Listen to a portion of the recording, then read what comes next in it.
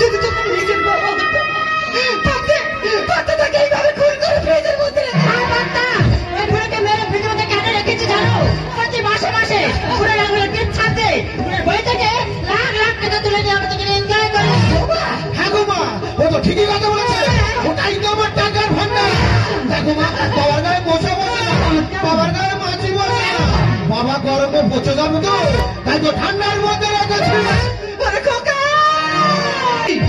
আজকে যদি তোমার বাবা হতো, আজকে তোমার মা হতো, ওই সম্পত্তি হবে খুন ছিল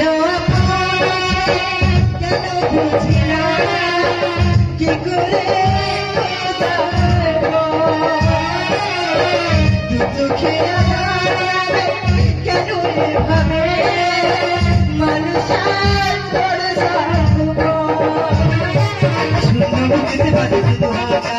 হারিয়ে গেল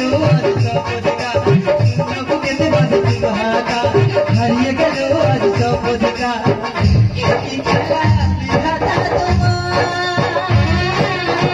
যে ছিল কেন বুঝি না